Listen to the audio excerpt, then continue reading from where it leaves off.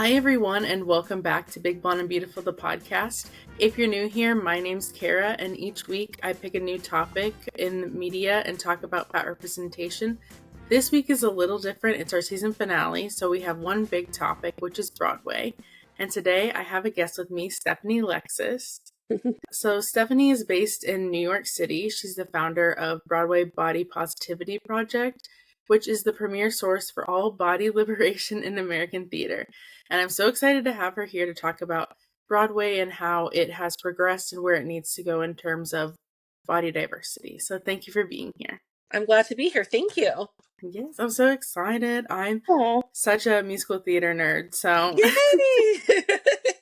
always have been. I do local because I live in central Illinois, so I do more local theater.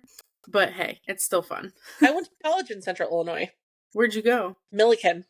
Oh, Milliken, yep. Yeah. I went to the University of Illinois, if you know. That is. Urbana-Champaign or Yeah. Okay. Yep. I used to sometimes go on day trips with I was part of Alpha Phi Omega and Alpha Chi Omega, and sometimes we would go there to get the insomnia cookies. Oh yeah. Or we would I would go visit other Alpha Phi Omega. That was the co-ed service fraternity.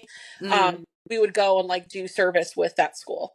So you have the Broadway Body Positivity Project, and you just recently did a big project with it. Would you like to talk about that a little bit? Yes, I would. Yeah. So before I ever created Broadway BOPO, which is what I call it for short, I had this idea to do a plus size ingenue photo shoot series and then also a music video series that eventually was entitled Shape of a Star.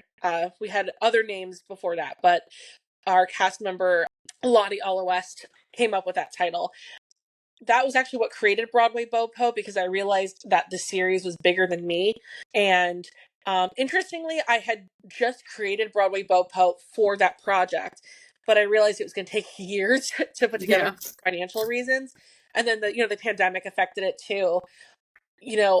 As I was trying to help, build an audience for it, I realized that I could use this platform just in general to advocate for body liberation in the theater arts and above in America. So, but it was really great. So basically, I knew I always wanted to play Ariel in The Little Mermaid. Interestingly, I was mentioning Milliken. That was kind of the mermaid school. Sierra Boggess went there. Jodie Benson went there. I think even my big sister in my sorority, I think she might have been, I'm not 100% sure on this, but I think she was one of the first people to play Ariel in Disney Junior. I think. But I would have to research that a bit more. So it's actually one of the reasons why I went there was because I always wanted to be Ariel. I realized I was never gonna get to play her unless I became a certain size. And that's also if, even if I were to lose the weight, would I have a toned enough looking body to do it? And so I kind of came up with this idea that, you know what, I'm just going to do my own photo shoot and music video shoot. And it's just going to be better than anyone could have imagined. And yeah. And so then I ended up bringing in I did a casting call. I reached out to friends and I ended up with a total cast of 6. And, I did Ariel, I did Anya from Anastasia, I did Clara from Light in the Piazza. There were people who did Hercules, Eurydice, Eliza Doolittle, Cinderella from Into the Woods, the Witch from Into the Woods. So it was really beautiful. And it did catch some attention from some people. Ginger Minge liked one of my posts about the project, which was really cool.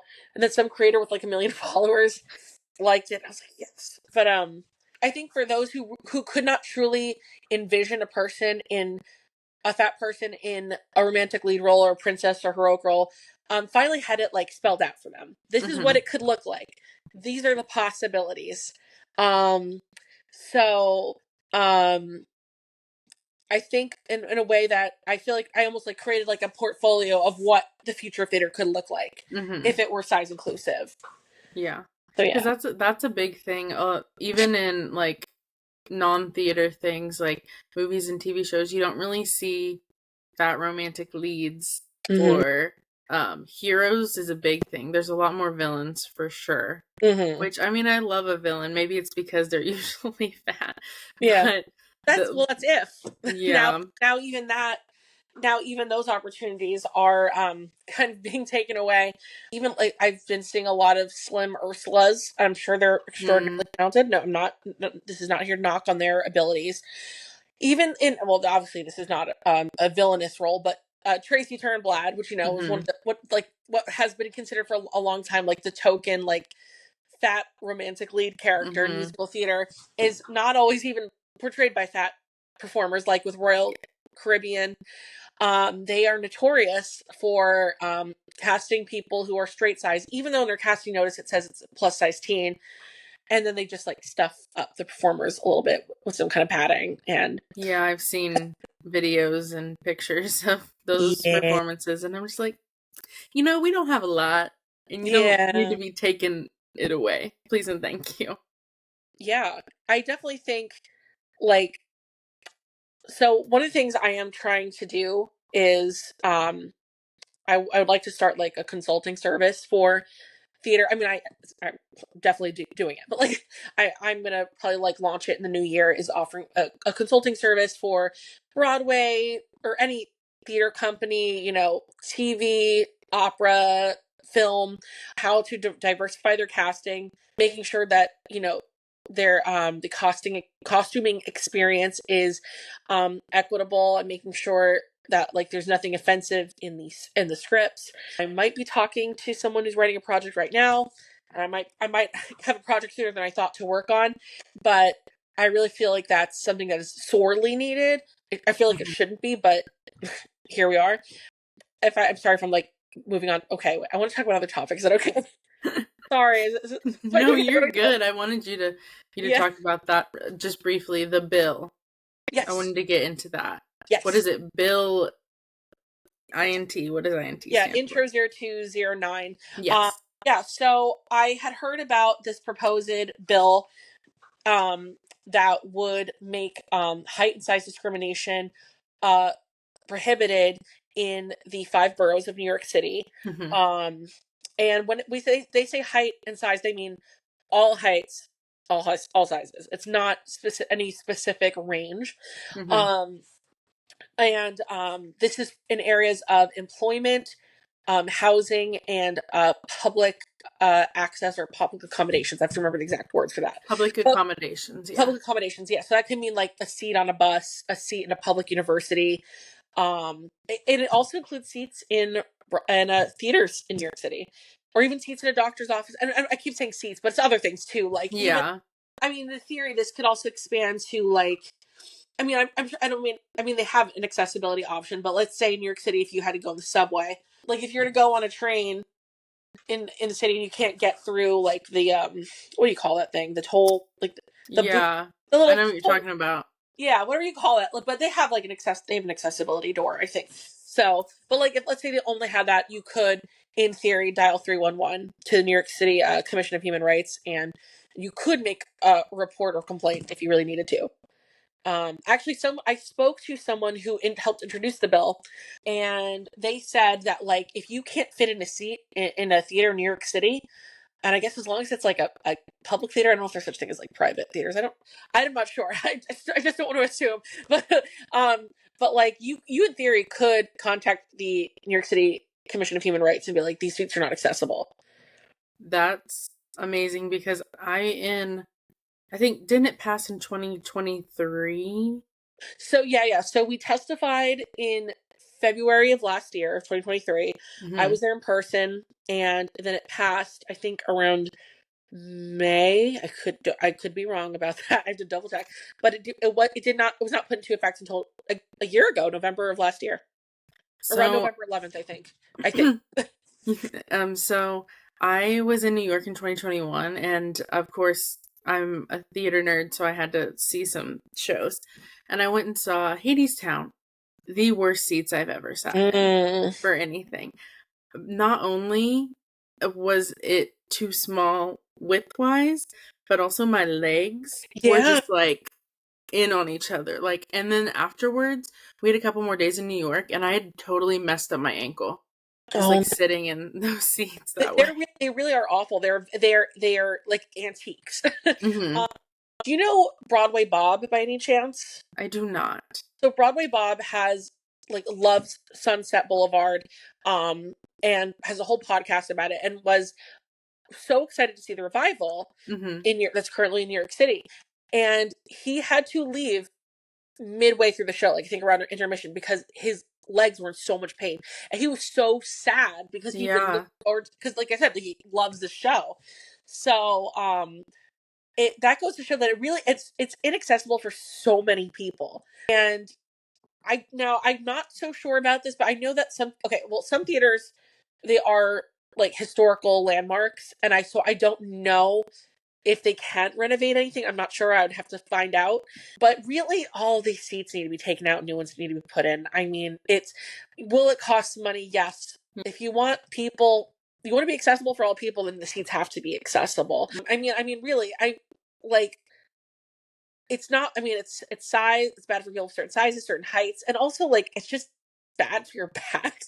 Like, oh god, I'm in so much pain. I mean, like, I know a lot of the ushers, they'll have like cushions and stuff they could offer you, and and also shout out to front of house for Broadway and anywhere where there's theater. They're always so helpful and underappreciated. But it's really time that they start doing it. And I'm really thinking people like en masse need to start complaining to the New York City Commission of Human Rights about this, because it is a public accommodations issue. Yeah. If you're going to see a 2-hour show and you have to sit there for those 2 hours, you get some tiny break, but it's not comfortable. And then also you're like in the person next to you space, which was another thing, because like I'm busy, like I'm trying to focus on the show, but then I'm also aware that I'm like really in this lady's space next to me and I can't do anything about it. I'm just like, honestly, Broadway theaters are like now, like, I feel like Broadway theaters and airlines are like too similar right now. Where like people, like, listen, it doesn't, I don't care if people are getting bigger, smaller, whatever. We all have the right to be able to sit somewhere and be comfortable. And with airlines making the seats smaller is not going to change the problem. Also, okay, this is going off on a tangent a bit. I saw a commercial for like some like weight loss supplement, right? And in the store, in one of the people doing the testimonials, whether it's real or scripted, they said like they had to go on an international flight, so they like took the supplement to lose weight so they could sit on the flight. And I just thought that is crazy. That's the most ridiculous thing I've heard. It's easier for people to take weight loss supplements than it is. Yeah. And it's like, and unlike theater, airlines are never going to go out of business. There's always going to be people who have to fly. So you'd think they could afford to make those changes, so everyone deserves a chance to fly. To sit comfortably. Even if I have a fat ass, I am flying. Have you seen any like big changes because of the bill in the theater industry, or do you think that there's still honestly part of that is because I kind of blame myself for this, because I was not able to get the programming started for that. This was a wild year for me on a personal level. And then Shape of a Star took up my life. So I was actually thinking about this today. I never got my roundtable started. I was talking to someone at the Commission for Human Rights about doing a roundtable with the industry. I'm planning on doing that in 2025 now. And I was also planning on doing something at the Museum of Broadway. I was planning on doing like a Q&A with people, and anyone who wanted to attend, and with someone who helped introduce the bill. But I'll have to see what that looks like, if I can make that work. I definitely want to speak to certain specific casting offices about it. It's just a matter of getting people to also be willing to want to learn about it, because some people may not want to. And then there's also the question of, if they learn, are they actually going to apply it? Also, I think the biggest concern for people is that if they do speak up, if they do file a formal complaint, and if they do file a lawsuit, will that negatively impact their career? Because there is the argument of artistic license, and I think a lot of people, but I think the other thing is people need to know what actually constitutes as discrimination and what does not. I mean, casting a thin person over a plus size person for a role, and that's not going to necessarily be discrimination, but like Yeah. if they make inappropriate comments about your body, if they say, you have to lose weight to be pretty enough to play the role, like that kind of stuff counts. Refusing to accommodate your costume changes because maybe you gained or lost weight, Yeah. like that would count. Things like that. Threatening to fire you if you don't change the way you look, stuff like that. If you have actual like evidence that they chose someone of a different size or height, height is included, height over you, because they think you're not as attractive or something, or because no one will want to buy tickets to see someone who looks like you. Like if you had that documented, that's a different story. But how you Yeah. information, that's another story. But also you could just call 311 and see what counts and what doesn't count. Yeah. It's honestly, it is complicated. Mm-hmm. And I remember some people saying, "Oh, like yay, no more discrimination on Broadway." No, it's not. No, let's not get. No, Yeah. unfortunately, that's not the case, because there are also bills that protect people based on gender or race, and like how well, unfortunately, um, we still haven't seen enough change with that. Yeah. So it's one of the things where you have to unfortunately keep persisting and persisting if you want to make change. I encourage actors, like, if you do hear or say something, um, record it as soon as possible. Where were you? Were there witnesses?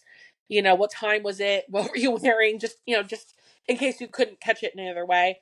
Yeah.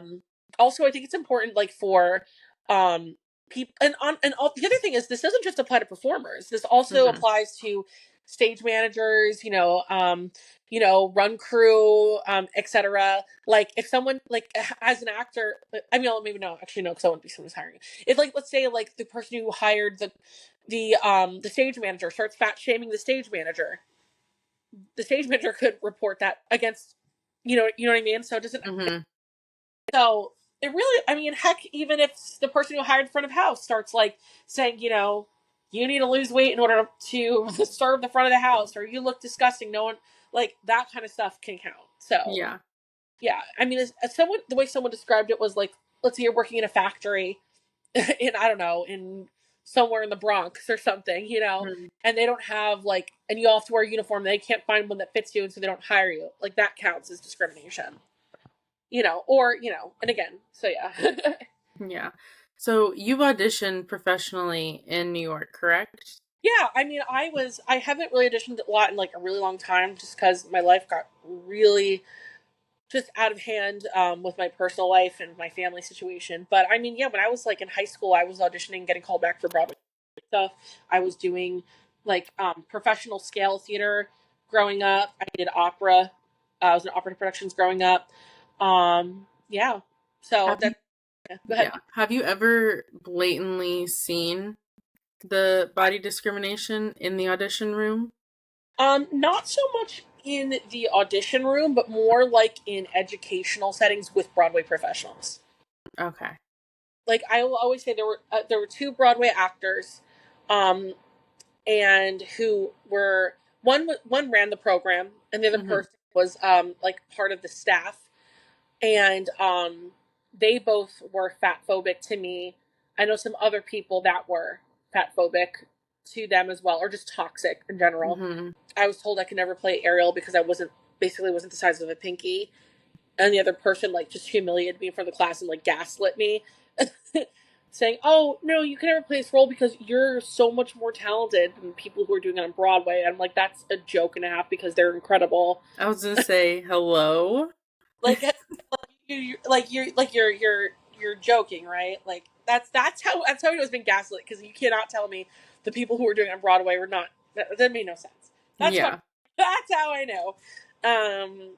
So it's kind of like when Bach in Wicked tells Nessa Rose, he's like, "Oh, I'm right here because you are so beautiful," but really, it was because he did it for Glinda. That's the way I was being gaslit. Like, Yeah. so.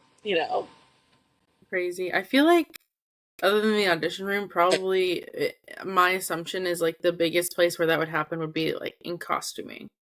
Yeah, that is definitely a problem. I think I will say this, when I was working on a project once that I was working on myself that I had created, this was kind of the opposite, but I guess I had lost some weight for whatever reason, I think, and so the person who was, and to be honest, a lot of times when I've lost weight, it was either too, trigger warning, disordered eating, or I was too depressed to eat, Mm-hmm. um, stuff like that, or it was because my diabetes was actually making me lose weight. Because believe it or not, like having when your type 2 diabetes is out of control, it could possibly do that, which is something I'm actually working on with my doctor, with my endocrinologist right now, to make that stop. But like, I remember the costume designer saying, she's like, "You got skinny," and I wasn't skinny. I was still obviously pretty fat. But I was just thinking, like, but like they're almost saying it like they were like jealous. Mm-hmm. Like it was not malicious in any way. It was more like, it was just like the subtext was like, I wish I could lose weight too, kind of thing. Mm-hmm. But but uh the reality is that they don't know why I lost it. And like, Yeah. I even remember being in acting class in high school, and I remember I was just barely eating because I was too depressed to eat, and like someone was saying like, "Oh, you lost," like acting teacher was like, "Have you lost weight? You look good," or whatever. And I remember telling a family member when they had noticed my weight loss, I was like, "Oh, I'm kind of too depressed to eat," and they were like, "Oh, I wish I was too depressed to eat." Ugh. Oh my gosh. Definitely some people who, like, I've heard some people where like the costume designer or the costumer will like make a comment like, "Huh," or like, or "Wow," like, no, Mm-hmm. don't say anything, don't make sounds. Yeah. It's definitely like, it's probably the last place where a lot of plus size actors want to be, because they don't need to be reminded that their body is not the norm, Mm-hmm. or is not societally acceptable. I've had some good conversations with some costume designers about how we can make adjustments so that it is a safe space for people of size, and part of that includes just like not making comments, Yeah. like, having like having like the measuring tape like away from their faces, like seeing what the end result is. So it's possible to just not Yeah. get phobic, or to body shame in these spaces. Absolutely. So you're talking about Wicked. Full disclosure, haven't seen the new movie yet. What? I know, but listen, so I just didn't want to see it with a big crowd of people because I know that they were putting up signs like, "Hey, don't sing," but I was worried that people wouldn't listen to that. And I was like, I'm paying money to see Ariana and Cynthia sing, Yeah. not someone in the third row. So I will be seeing it soon, hopefully. But yeah, no, I haven't seen it. So I don't know. I guess, so one of the first shows I ever saw was Wicked professionally. Um, and I guess I didn't really realize that there was a specific track that was left for a fat woman. Yes. I did not know that until Yeah. recently. So Yeah. Also, I don't know if does that track include Shen Shen by any chance? maybe. Because usually because Shen Shen has been played by plus size actresses quite a few times on Broadway, Mm-hmm. and then in the movie as well Yeah, with James. Yeah. Um, am I allowed to talk about the body diversity I saw in the film? absolutely. Go for it. I saw Wicked 5 times. That is my personality. That's my personality trait right now. So I have to say I was pretty darn impressed with the body diversity and just diversity in general. Mm-hmm. And I think I don't do I think it was the most body diverse? No, but I think considering it was Wicked, this highly anticipated box office smash, I was just happy for what we got, and, Mm-hmm. and hopefully it will motivate other filmmakers to make their projects more body diverse. But so you do have plus. So what's really fascinating is that you have Kiala Settle as the Shiz headmistress, I think. Yeah, Uh, yeah, and then you have Mrs. loved. Cottle, Miss Cottle or something like that, and then you have Bronwyn James as Shen Shen, one of Glinda's friends. And what's really interesting is that in the world of Oz, fat people are they're not othered. They're not stigmatized. They're not discriminated against. They are just part of normal society, quote unquote, normal society. They Yeah. meet the status quo. Interestingly, and to the point where they could even bully other people. Like, Yeah. like they could bully Glinda, not Glinda, sorry, they could bully Alphaba, even though Cynthia Erivo is, in the body is in the movie is considered like a societally acceptable size in our world. So I Mm-hmm. think that's pretty fascinating. On the other hand, and I'm sorry, another great thing was that we saw plus size people dancing, doing the same choreography as anyone else. So Bronwyn did the same choreography as everyone else during Dancing Through Life. I saw another plus size dancer in Dancing Through Life as well. And I believe I might have seen plus size people in One Short Day. But yeah, they're all doing the same choreography, which I thought was pretty neat. And then I also, because for me, body liberation is about various forms of body-based discrimination. I liked that we saw other wheelchair users besides Mm-hmm. Melissa Bodie as Nesta Rose. First of all, also it was really exciting to see Nesta Rose Yes. be portrayed by an actual wheelchair using I was gonna performer. say, I never knew that has never been portrayed by an actual wheelchair user before, Yeah. Well, which is crazy. I guess the only thing I could say though is that we don't know if out of everyone who's played Nesta Rose, there could be a possibility that they are ambulatory wheelchair users and maybe they just need to only use wheelchairs occasionally. I just don't want to make that Mm-hmm. happen. But yes, for the most part, as far as I'm aware, there has not been. Yeah. So that was pretty significant. We saw wheelchair users in One Short Day, and there's also little person representation, which is exciting. You have Peter Dinklage as Dr. Dillamond, although not seen on camera. But you also see little people in One Short Day, and someone had noted that they don't have any little people in Munchkinland, but they have them in the very diversified metropolitan Emerald City, which Mm-hmm. I thought was really cool. I didn't notice that until the fourth time I saw it, but I was like, damn, that's so awesome. And Yeah. then also just in general, there was a lot of racial diversity, more racial diversity in the principal cast than ever has been on Broadway. Then also all the shiz students, some every people, no matter what your gender was, you had the option of wearing a kilt or wearing slacks, which I thought was really cool. So you saw Yeah. masculine presenting people wearing kilts, you saw feminine presenting people wearing slacks or either one. I thought that was really awesome. So I have to say, John M. Chu, he really made me proud. I'm I want to hug him and be like, Next up, leads for yeah, sure. yeah. I mean, I do have to say, I know you haven't seen it yet, but Shen Shen gets a lot of screen time. That's good. A lot. I mean, it's both Bo and Yang, and also that's the other thing. I'm loving the AAPI representation with Michelle Yeoh and Bo and Yang. Um, I think that's so important because like I said, there's just I feel like there's certain racial and ethnic communities that tend to get the least representation on the screen. Mm-hmm. I felt that was AAPI and Manasa actors. I feel like they always get the least representation, and I really want to see that change. Yeah. So I feel like Absolutely. it's great, and I think that's also why it's really important that the people behind the screen are diverse as well, or marginalized people like John M. Chu. Mm-hmm.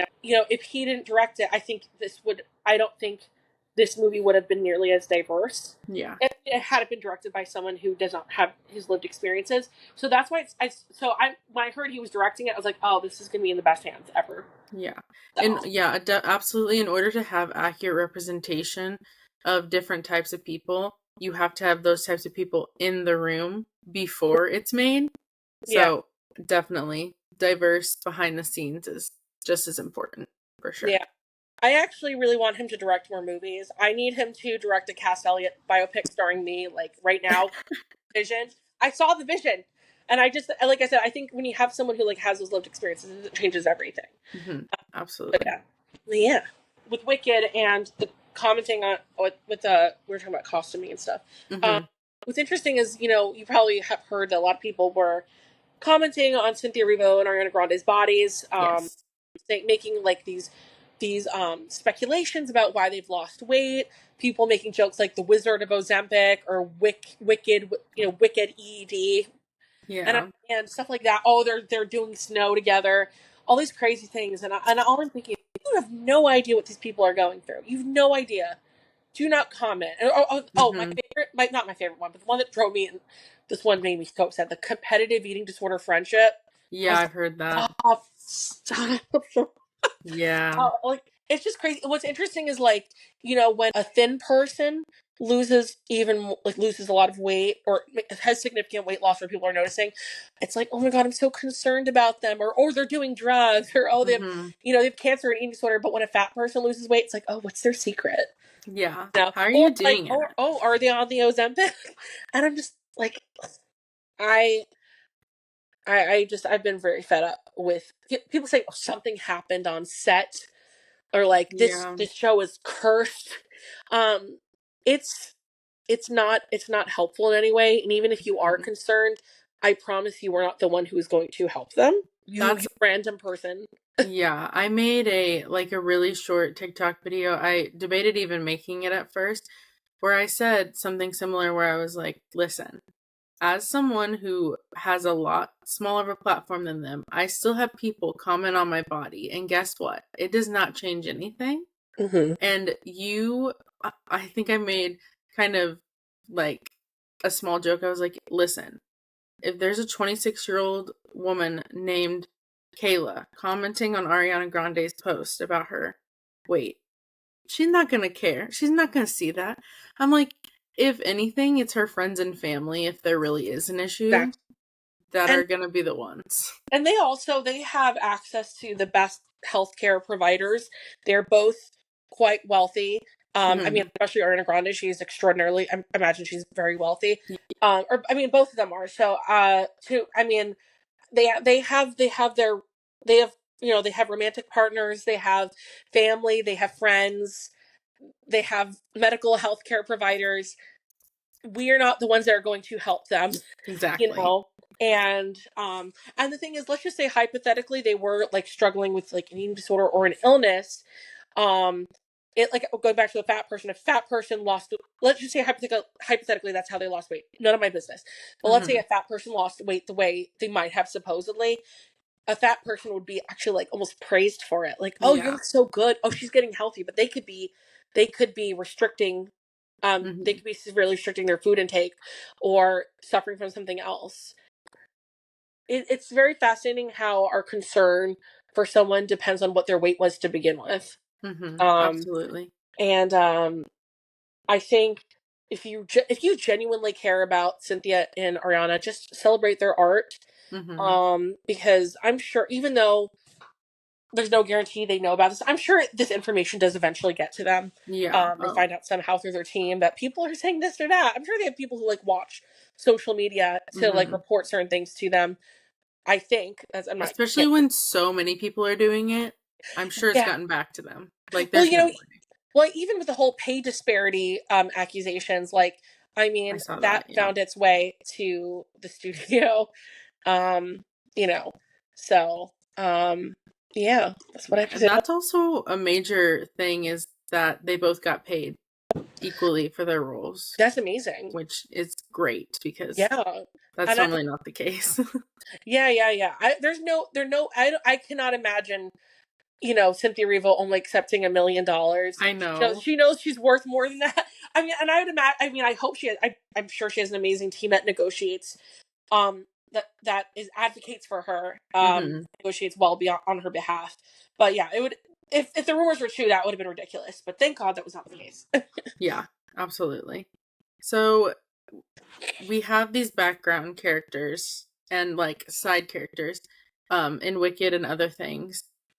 Why do you think that it's so hard for directors or maybe even audiences to suspend their beliefs in order to believe that like a fat person is a romantic lead? Because we have like 30-year-olds playing 16-year-olds sometimes In this in movie, shows. or not 16, but yeah, but Yeah.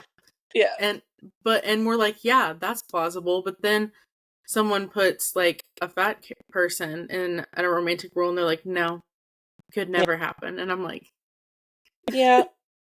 I think because people believe that the only way they can truly be desired is if they are thin, and if something disrupts that, that's very upsetting to them. I mm-hmm, I come across like quote unquote fitness or fat loss creators on social media who used to be bigger. And they get so, there's this one person, I don't remember her name, but she gets so mad about the body positivity movement and even and body neutrality as well. And I understand why that upsets her. I don't agree with it, but I understand where they're coming from, and that's where I want to come and help reframe what they're thinking. Is that I had to work hard to lose all of this weight so that I could be accepted by society, and now a fat person come in and be accepted as they are. They could be a romantic lead.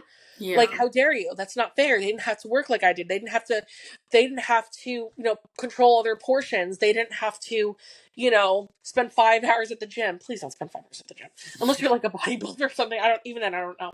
But I had to go through all these things that made me upset and made me feel deprived. And they don't have to do that. Not fair.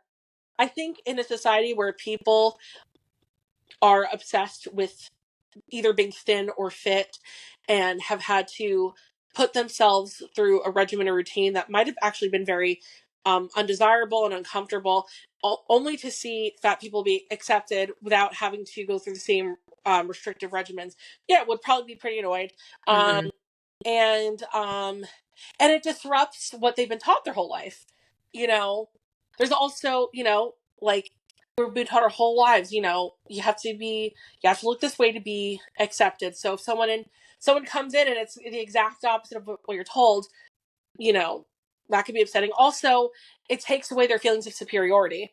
For those who are in thin or fit bodies, one of the reasons I could argue that one of the reasons why people like to lose weight and become quote unquote fit is because it helps them climb the social ladder. So it puts them above people who look like us. So of course, if you put people who are supposedly below you on the social ladder, it's going to make you angry. But the question is, you have to ask yourself why it's so important to be on top of the social ladder. Yeah. And maybe the ladder maybe we need to burn that ladder. Yeah. But I always hear people say, people only want to see attractive people. No one wants to see fat people play romantic leads. I hear that all the time. I'm like, who is no one? Because you're going to tell every fat person on this, how many people on this planet are fat, and you're going to tell them that they don't want to see themselves represented? BS. And I think that Bridgerton showed that. Because I mean, Nicola has been very public about her size and clothing. She's a size 10, which is actually the lower end of mid-size. So she's not really technically plus size. But people in the body neutrality and body positivity communities were making her into this plus size figure because there is none. And we want it. And so I think a lot of it also has to do with the fact that, it's for me, I think it has more to do with her shape than her size, because she's, because we're in a day and age where everyone wants to be snatched. They want to have the fierce jawline, have plump lips, super high cheekbones, and she has more a round face that you might have seen more in maybe in those Rubenesque paintings. So it doesn't feel maybe I'd say her.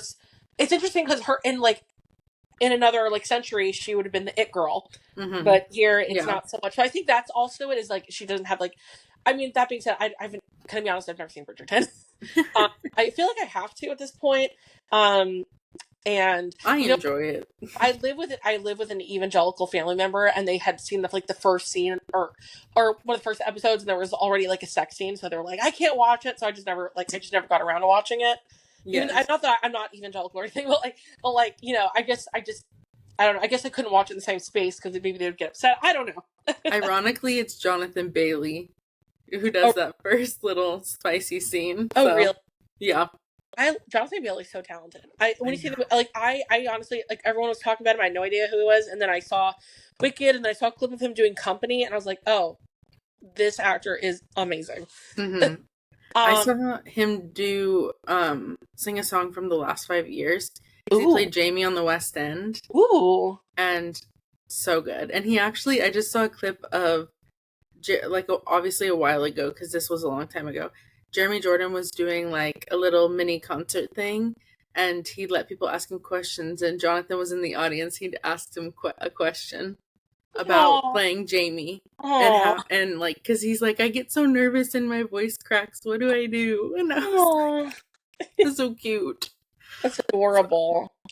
So yeah, I think going back to that, yeah, I think a lot of people you know, I've noticed that a lot of people people don't want to lose their power. They don't want to lose what makes them supposedly superior over others. So I get it. They, I mean, I've even seen people, like, commercials are getting a lot more diverse. I've noticed, like, I just in the past 2 weeks, I saw 2 plus size women in 2 different major commercials. One was Best Buy, the other one had to do with getting a turkey or something. Like, they're, instead of like announcing that her and her husband or her fiance are pregnant or married or engaged or whatever, they're like, we're getting a turkey, because it was a Thanksgiving commercial. And then the Best Buy, yeah, it was a couple where the one person was fit and the other person was fat, so but then what I've noticed that, like, people like in the MAGA circles, when they see there's more diversity, size, race, disability on screen, they're like, these commercials are getting too woke. What happened to real normal TV? So I think that, again, that's going into, like, disrupting what we've always been taught is to be better. Absolutely. So What's something in the theater industry, like, that they need to do, in your opinion, to propel forward and becoming more body diverse? I think the casting notices need to become a lot more transparent. I think I really want to have a friendly conversation with the casting team for Wicked, because that is a place where we have not seen size diversity among the leads. And it's, the argument that had me made is that, the trap door can only hold so much weight, or, there's only, or that the bubble can only hold so much weight, and the dress also is heavy, and, the machine that Elphaba has to go in, it can only hold a certain amount of weight, or have only has a certain, like, measurements or whatever. You know what? Then tell us. Put it in the casting notice. The trap. These are the right. Elphaba has to use a trap door, this machine, and these are the dimensions. Yeah. That way, the actors then can come in, take out the guesswork, and say, hey. And so if they know they can fit within those parameters or whatever, then they'll be the ones who submit, because they know. And so that way you don't have to worry anymore. You don't have to think. Like, you can, like, it's because trust me, plus size actors do not, because if the concern is about them being a liability, do you think that we want to get hurt? Yeah, no. Exactly. Like, if I really cannot fit into that, I'm not like saying I would ever play Glinda, but, like, if I can't fit in that bubble, I can't fit in the bubble. But, like, at least let me be the one to actually do that research myself. Yeah. So, although I do feel like they could probably make the bubble and trapdoor more accessible, but maybe not. That I don't know. I'm not sure. That's something I would have to ask someone. Like, if I wish I knew someone who, like, worked there. I don't know if they can, like, make it bigger or not. I'm not sure. I'm sure that if they had, like, if they had, like, Ariana Grande and Cynthia Erivo were like, hey, let's, like, we need to do this. Like, I mean, well, they're not plus size, but let's just say, okay, never mind. Let me take that back. If a mega famous plus size celebrity were to do the role, I think maybe then they could find some kind of way. I don't know. But yeah, I just think, another thing is, like, just in general, just, like, if there are certain restrictions, like, please let us know. The problem is one that I think they say the costumes, like, you have to fit this dress. That's an issue. I know for the Fierro on the national tour, they say that he has to be 5'11" or higher, or taller. And why? Because Norbert Leo Betts, who played Fierro in the original Broadway production, who's also on the cast recording, 5'7". I understand that Bach might have to be shorter because he's from Munchkinland, but, like, then shouldn't that fall on the person who plays Bach? Because that could be justified, but if it's part of the character, like, then sure. But like, when I think of Pierre, I'm not like, he needs to be 5'11" or taller. Yeah. So, yeah. Exactly. Absolutely. Yeah. So I just have the transparency, and look, it's not going to necessarily change who they cast, but it can change who is in the room. Yeah. And I think that's what makes a difference. Like, And if you're genuinely watching all of the submissions, then yeah, you're being exposed to some talent you might have been looking out on. Like you've been passing on in the past. Absolutely. So, yeah. Overall, more body diversity on Broadway. Diversity in general is always a good thing. Yeah. Is there anything that I didn't ask you about in terms of this that you want to talk about? To ask me about the music videos that I'm releasing for Shaping the Star. Oh, yes. I'm very excited to see them. Are you doing a music video for each character? No. So I'm doing music videos that so it's only 2 cast members who are doing it. It's me and Erica Dawn. I'm not going to give away what Erica is doing just yet, but I'll say that it is a medley of 3 different characters' songs. And she's doing something really creative. And she's creatively like sewing in all these different songs, dressing as the different characters that she's doing. And I'm really excited for that. We're looking at a January, some between New Year's Day and before the Orange Man inauguration, like somewhere like that's what I'm looking at. And then I am doing, so I'm doing, I don't want to give it away. I'm doing a song from Anastasia that I directed myself, and I'm not gonna lie, it is my magnum opus in terms of directing. And then I'm also doing one of Ariel's songs, and then there's a little short film that follows the songs. It's a silent film. Mm-hmm. So, because she ends up being silent, as we know, in the story. So there's that. And then I might have some bonus content for one of those characters I mentioned. I don't want to say which one, because it's kind of like I didn't have enough footage to like really put something out that I was proud of. So I'm gonna just like share the scraps. But yeah, look up for it in January. I directed all my stuff, and I think I did a pretty darn good job. So Anastasia's literally my favorite princess ever. really, so yes. So I was very happy to see that. I'm very excited to watch. Yeah, the video for it. I was like, I originally never saw myself as the character, like, at all. And then one day I just thought about it, and I was like, oh, wow, I could do this, actually. Mm-hmm. So, it's actually my dream I've said this for years, it's actually my dream to direct a live action adaptation of the musical, with a certain twist, which I will talk about on my TikTok. And I'll talk about it on TikTok. Do you want to plug your social medias then? Yeah. So everything for Broadway Bopo is Broadway Bopo. So TikTok, Instagram, Facebook. I have Threads. I don't really use it, but I would say that the Holy Trinity is like the Facebook, TikTok, Instagram. I get, depending on what I post, I can get monetized sometimes on TikTok and Facebook, so please engage there. Mm-hmm. And then Instagram, what I kind of consider the home base for Broadway Bopo. And then also personally, Stephanie Lexis for everything. So Stephanie STEPHANIE, last name LEXIS. On again Instagram, TikTok, pretty much just right there, and then YouTube as well, kind of. So yeah. Keep an eye out for those music videos and bonus content. I can use all the support for that. So yes, absolutely. All right, well, I think that's all for this episode.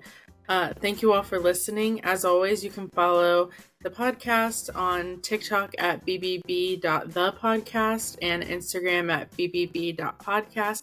You can follow me on all social medias at Carolina Howie. That's Carolina with a K. And since this is our season finale, I will not have more content coming out until March of next year. Will be season 4. But I will keep posting on the TikTok and Instagram of the podcast, promoting past shows and episodes and everything. And so until then, stay fat and fabulous. Bye. Bye.